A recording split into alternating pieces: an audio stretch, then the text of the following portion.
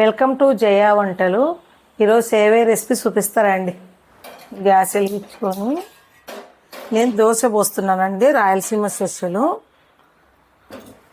మనం అది పెట్టుకోవాలి. నేను ఎందుకంటే దోశ పెన్నం కింద అది పెడతాను, ఎందుకంటే మాడకుండా పెన్నము. ఇది ఉక్కు పెన్నము పాతది.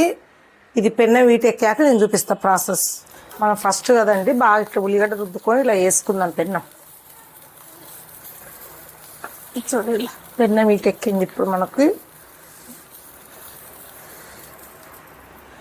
మనం ఇప్పుడు రాయలసీమ కారం దోశ వేస్తున్నామండి. దోశతో ఇది పిండి చూడండి ఎంత బాగుందో. మేము అటుకులు వేసి రుబ్బుకుంటాము పిండి. 2 కప్పుల బియ్యం అయితే మినపప్పు, ఇన్ని మెంతులు వేసి నానబెట్టుకుంటాము. తర్వాత రుబ్బే ముందు మేము అటుకులు వేసుకుంటామండి. ఇలా వేసేసుకోండి దోశ అంతా. మనకి ఈజీ ప్రాసెస్ ఇది.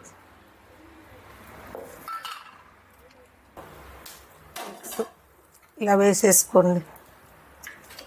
2 ఎగ్స్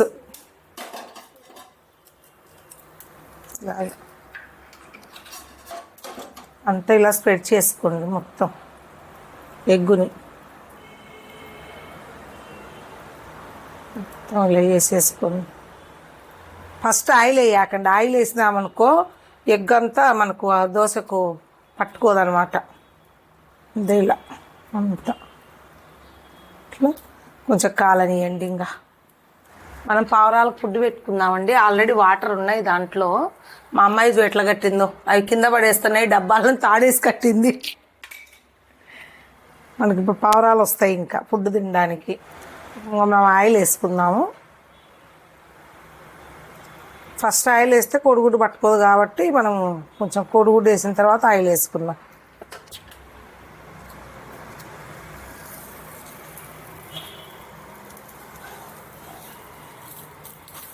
చూడండి ఎంత రెడ్గా వచ్చిందో. ఇటు పక్కకు కూడా కోడిగుడ్డు కాలిందండి. మనం ఇప్పుడు వచ్చేసి దీనికి కారం వేసేసుకుందాం. ఇలాగా అంతా చూడండి. ఉల్లిగడ్డ కారం మన రాయలసీమ ఉల్లిగడ్డ కారం లేకుండా నడవదు. చూడండి ఇలాగంతా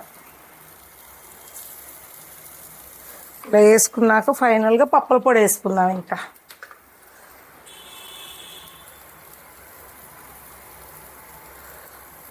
చూడండి పప్పుల పొడి. మనం ఎగ్గు లేకపోతే కనుక మనం బంగాళదుంప కుర్మ వేసుకోవాలండి. మనం ఎగ్ వేసాం కాబట్టి బంగాళదుంప కుర్మ అవసరం లేదు. కొంచెం నెయ్యండి కొంచెం పైన. మనకి ఇప్పుడు ఈ దోశ రెడీ అయిపోయింది. ఇంకా చూడండి ఎలా వచ్చేసిందో. గ్యాస్ కట్టేసుకున్నాము. చూడండి ఎంత బాగా వచ్చేసిందో. హోటల్ లాగా వచ్చేసింది.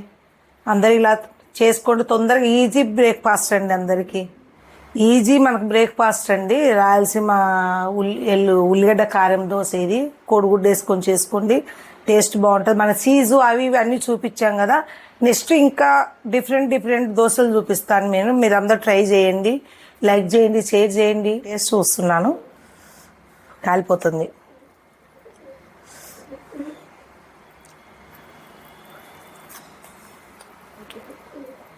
చట్నీ కూడా అవసరం లేదండి. చాలా బాగా టేస్ట్ ఉంది. అందరూ ట్రై చేయండి.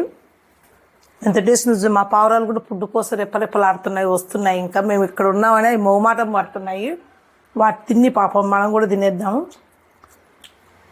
ఇట్లా అందరు కొలతలతో పక్కన చేసుకోండి అండి. దోశపిండి అలాగనే క్వాంటిటీ మీరు చేసుకోండి. ఎక్కువ లూజ్ ఉంటే కూడా రాదు, అది కొంచెం గట్టిగా ఉండాలి. అందరూ లైక్ చేయండి, షేర్ చేయండి, సబ్స్క్రైబ్ చేయండి. మరిన్ని వీడియోస్ కావాలంటే కామెంట్ బాక్స్లో కామెంట్ చేయండి. మేము బిజీగా ఉండడం వల్ల ఇంకా డిఫరెంట్ రెసిపీస్ చేయలేకపోతున్నాము. నెక్స్ట్ ఆదివారం కుండ బిర్యానీ చేసి చూపిస్తానండి మీరు. Okay bye, done.